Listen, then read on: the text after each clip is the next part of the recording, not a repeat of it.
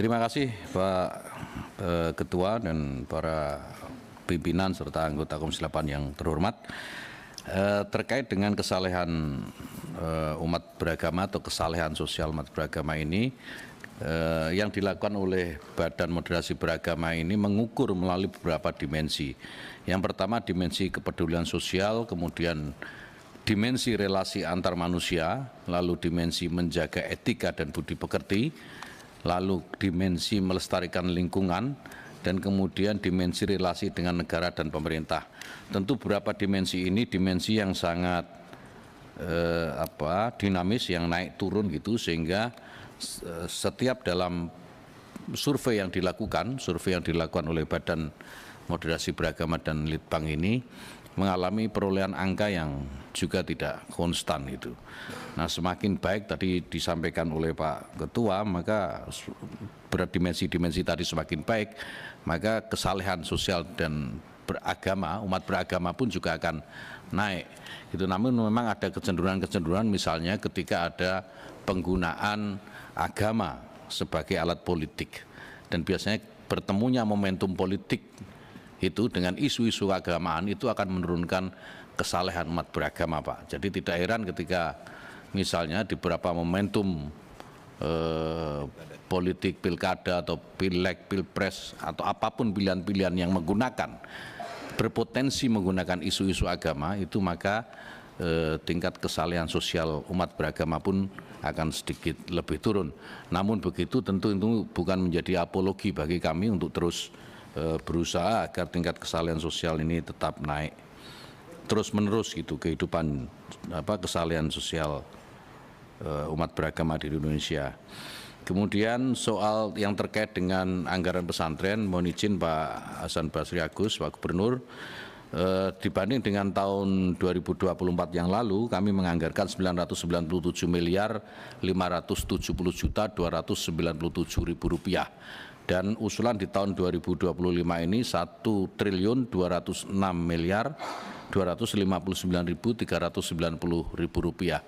Artinya aspirasi Pak Gub, Pak Hasan Basri Agus sudah kami laksanakan gitu. Itu kemudian terkait dengan alokasi eselon C di BPJH. Kami setuju Pak bahwa kalau BPJPH ini tidak dibuat satker sampai ke daerah maka akan kesulitan. Beberapa kali rapat terbatas bersama dengan Presiden kami sampaikan hal ini, dan ini masih dalam kajian Menpan RB Pak. Mudah-mudahan kebutuhan kita terkait dengan satker khusus yang menangani BPJPH ini bisa segera disetujui, karena sekarang masih nempel di TU ya,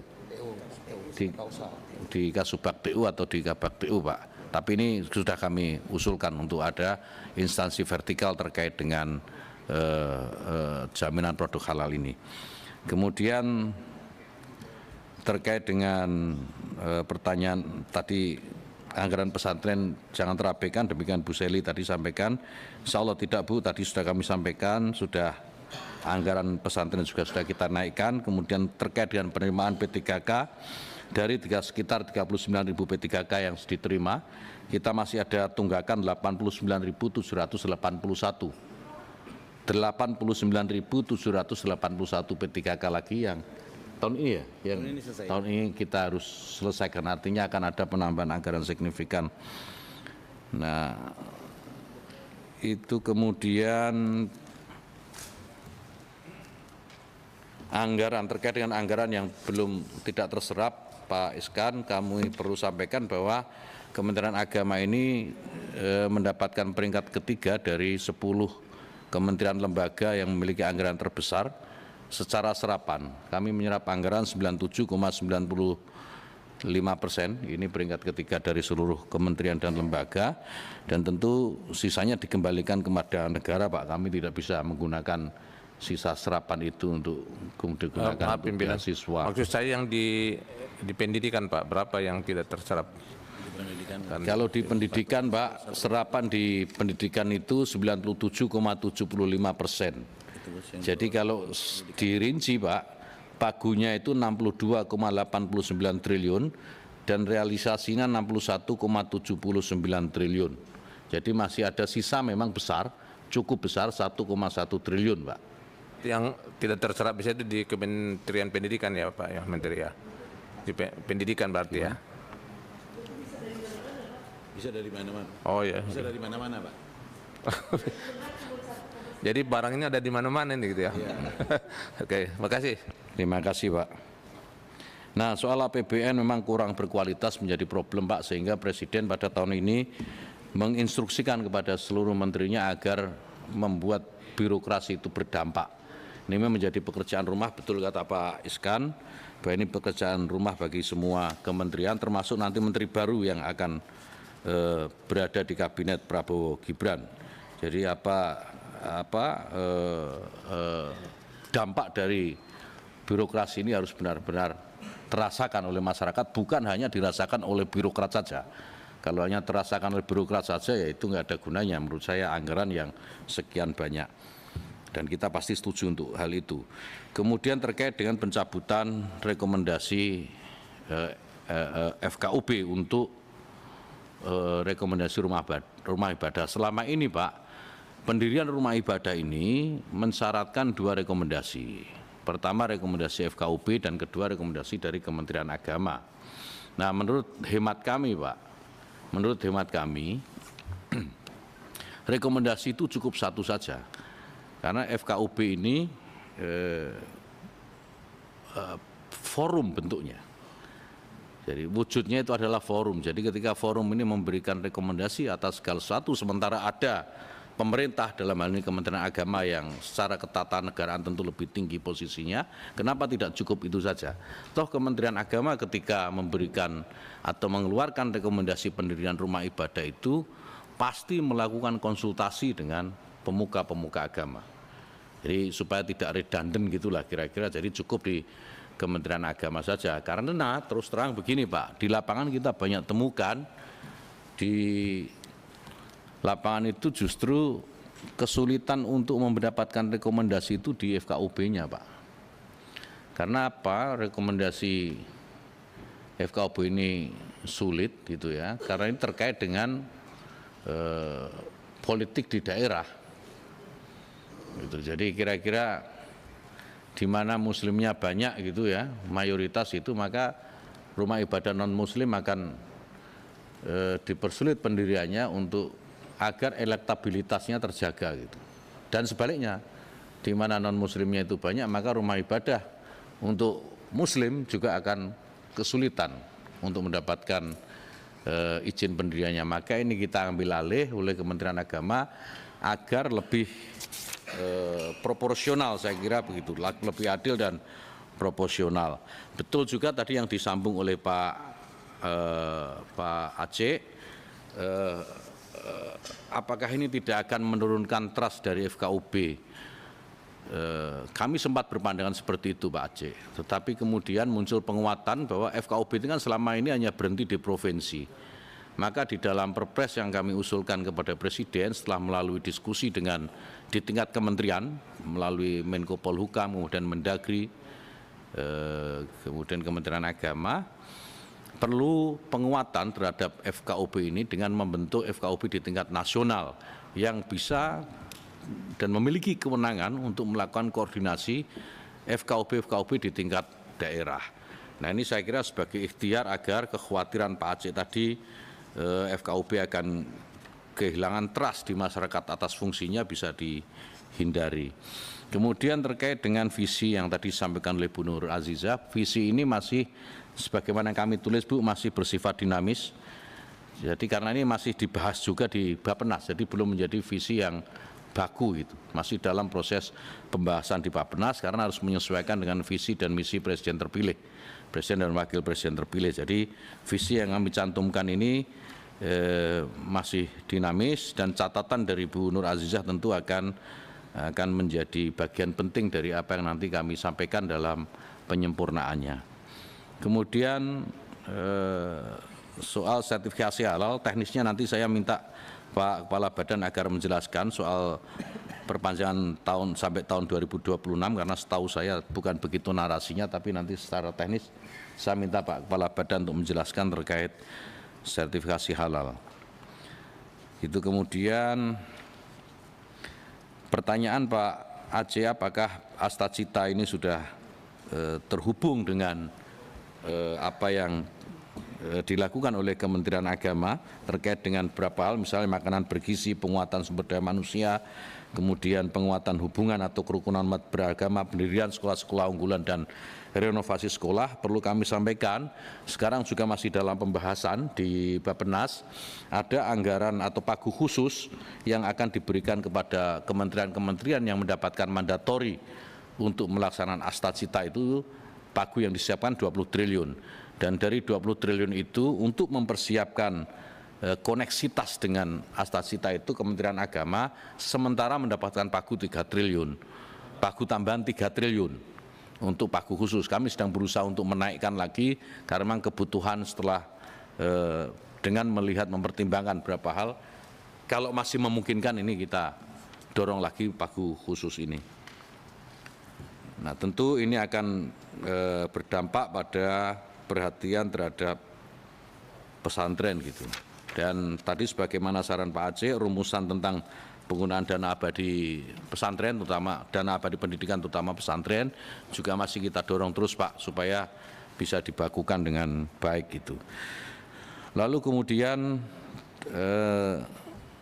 memang Pak Kavi tadi menyampaikan terkait dengan anggaran untuk lembaga pendidikan keagamaan di daerah. SE Mendagri menyatakan dapat, bunyinya itu dapat, pemerintah daerah dapat memberikan bantuan kepada lembaga-lembaga keagamaan gitu. Nah, kata dapat ini kan kata yang plastis gitu, bisa dilakukan bisa tidak. Ini belum mengikat dan kami masih seringkali bicara Pak dengan Pak Mendagri terkait SE ini apakah bisa ditingkatkan. Jadi bukan hanya dapat bunyinya gitu. Karena kalau bunyi dapat itu ya bisa dilakukan bisa tidak, tapi kenapa tidak dibuat menjadi kewajiban yang sama gitu seperti sekolah-sekolah di bawah Kementerian Pendidikan dan Kebudayaan.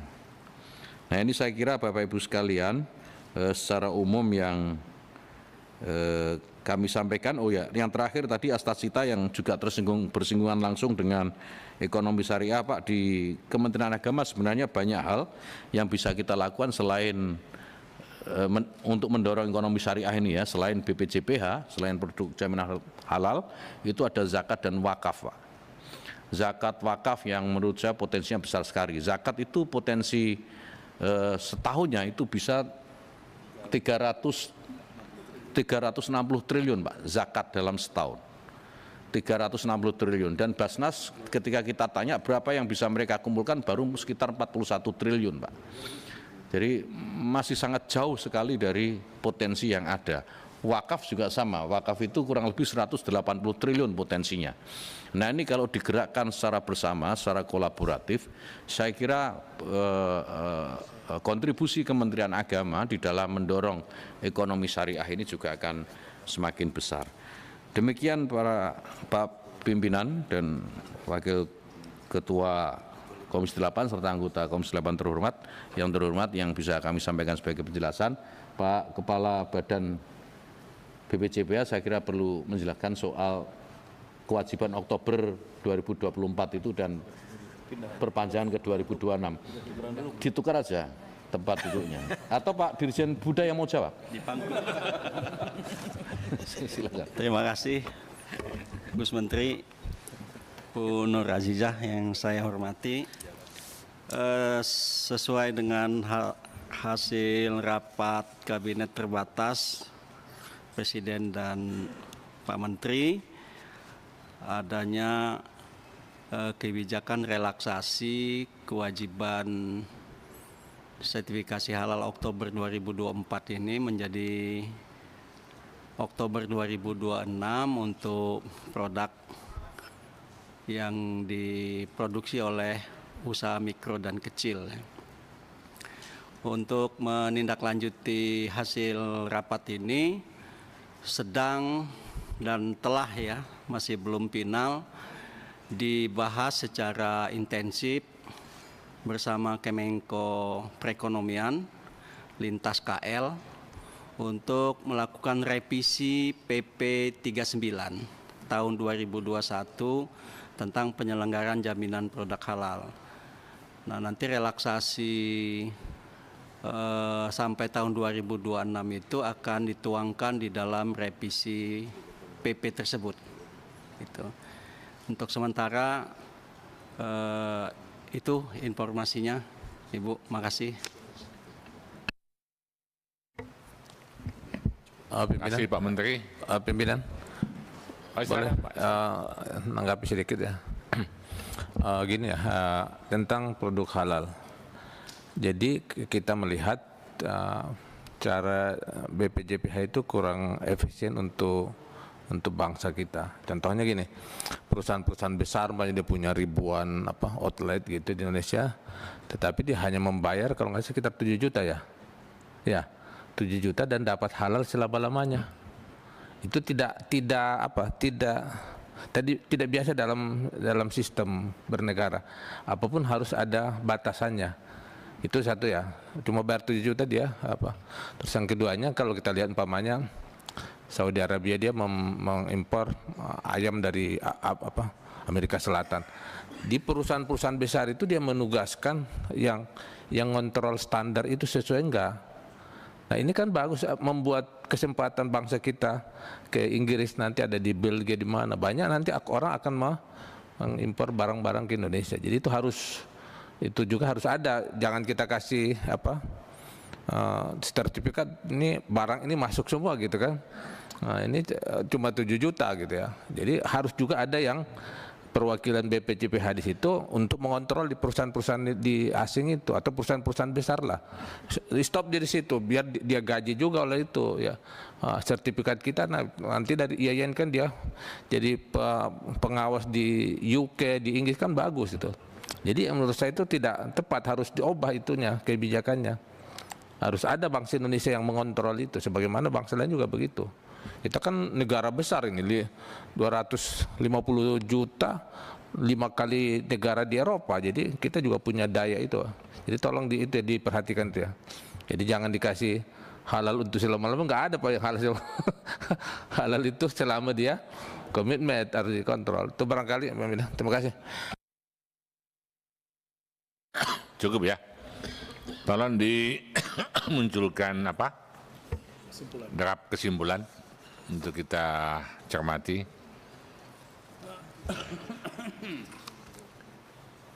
Draft kesimpulan rapat kerja Komisi 8 DPR dengan Menteri Agama Republik Indonesia masa persidangan 1 tahun sidang 2024-2025 Senin 2 September 2024. Pada rapat kerja Komisi 8 DPR RI bersama Menteri Agama Republik Indonesia dengan agenda pembahasan rencana kerja dan anggaran Kementerian Agama Republik Indonesia tahun 2025 dan isu-isu aktual disimpulkan sebagai berikut. 1. Komisi 8 DPR RI dapat memahami pagu anggaran Kementerian Agama Republik Indonesia tahun anggaran 2025 sebesar 78 triliun 18 miliar 712 juta 137 ribu rupiah dengan rincian berdasarkan unit eselon 1 sebagaimana terlampir. 2. Komisi 8 DPR RI dapat memahami dan akan melakukan pendalaman lebih lanjut atas usulan tambahan anggaran Kementerian Agama Republik Indonesia tahun anggaran 2025 sebesar 17 triliun 542 miliar 505 juta 686 ribu rupiah dengan rincian berdasarkan unit eselon 1 sebagaimana terlampir. 3. Komisi 8 DPR RI meminta Menteri Agama Republik Indonesia untuk menindaklanjuti masukan pimpinan dan anggota Komisi 8 DPR RI antara lain sebagai berikut. A. Melakukan perbaikan keorganisasian bidang jamaah produk halal melalui peningkatan eselonisasi di kantor Kementerian Agama di daerah. B. memperkuat implementasi program moderasi beragama guna meminimalisasi konflik antar umat beragama dan interumat beragama di masyarakat. D. Melibatkan peran penyuluh dalam mensosialisasikan jaminan produk halal kepada masyarakat. D. Menyelaraskan program dan kegiatan Kementerian Agama Republik Indonesia dengan program pemerintah tahun 2025, di antaranya beasiswa untuk santri dan sistem pelaksanaan dana abadi pesantren.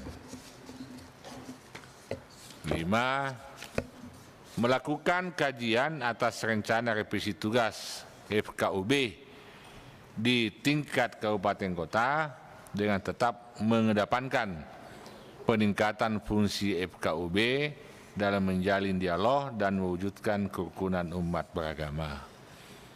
Ini draft kesimpulan kita pada hari ini yang terdiri dari 2 poin besar. Yang pertama menyangkut masalah pagu anggaran, yang kedua terkait dengan rekomendasi usulan dari anggota Komisi 8. Demikian kesimpulan ini. Apakah ada yang Pak Menteri atau Pak Aceh atau pimpinan lain yang akan dievaluasi? Silakan. Silakan Pak Menteri. Izin pimpinan mohon disut di poin nomor 3 huruf A, melakukan perbaikan keorganisasian dan seterusnya. Izin Pak, karena eselonisasi ini tidak hanya terkait dengan Kementerian Agama, terkait dengan Kementerian Pan-RB juga, usulan kami terus melakukan koordinasi dengan kementerian terkait untuk perbaikan keorganisasian bidang jaminan produk halal. Jadi karena ini bukan kewenangan di kami hanya mengusulkan kewenangannya di Kemenpan RB, Pak. Jadi usulannya terus berkoordinasi atau melakukan koordinasi dengan kementerian terkait dalam kurung Kemenpan RB tentang perbaikan keorganisasian bidang jaminan produk halal. Organisasi dan tata kerja biasanya nomenklatur itu. Organisasi dan pengorganisasian ya. Jadi kalau nomenklatur yang biasa itu adalah dalam perbaikan organisasi dan tata kerja bidang jaminan produk halal. Sampai di situ aja. Coba diulangi Prof, supaya direkam. Enggak apa-apa lah, sudah selesai. Dalam perbaikan organisasi dan tata kerja, melakukan perbaikan penataan organisasi dan tata kerja, bukan perbaikan penataan. Ini Pak Sekjen, problem utamanya bukan pada level pusatnya, tapi kebutuhan di daerahnya. Betul. Ya. Oke. Jadi saya kira harus dieksplisitkan supaya BPJPH ini punya kaki di bawah gitu. Ya, itu sebenarnya dimaksud. Bahasanya mungkin tetap saja. Jadi penataan organisasi dan tata kerja bidang jaminan produk halal pada level kota kabupaten. Oh ya. Ya itu problemnya dulu. Karena nggak punya kaki. Jangan perbaikan penataan, Mbak.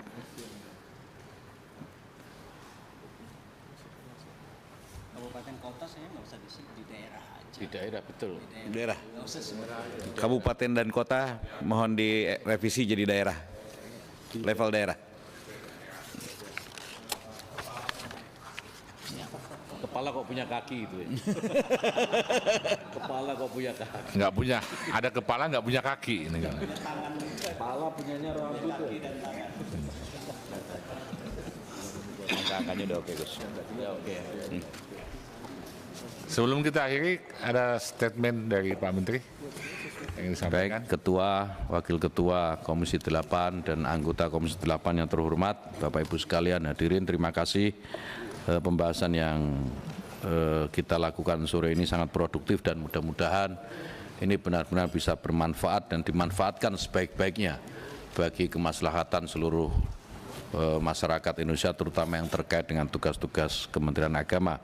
Kemudian terima kasih juga kembali kami harus aturkan kepada pimpinan dan anggota Komisi 8 DPR RI yang terhormat atas bimbingan, arahan, dan tentu daya kritis yang tidak pernah berhenti diberikan kepada kami sehingga perbaikan-perbaikan layanan bisa terus kami berikan kepada masyarakat secara luas. Terima kasih pimpinan dan anggota Komisi 8 yang terhormat. Assalamualaikum warahmatullahi wabarakatuh. Demikianlah tanggapan dan kata akhir dari Bapak Menteri Agama pada rapat kerja kita pada hari ini. Dengan demikian berakhirlah rapat kerja pada hari ini. Terima kasih kami sampaikan kepada Bapak Menteri Agama beserta jajarannya dan seluruh anggota dan pimpinan Komisi 8 yang telah berkenan hadir pada rapat hari ini. Semoga berbagai masukan, pendapat dan pandangan-pandangan konseptual yang strategis tersebut dapat menghasilkan output kerja dan capaian Kementerian Agama Republik Indonesia yang lebih baik di masa yang akan datang. Terima kasih Pak Menteri, sampai jumpa pada tanggal 6 September 2024. Demikian, mari saya akhiri rapat ini dengan baca wassalamualaikum warahmatullahi wabarakatuh. Tertulis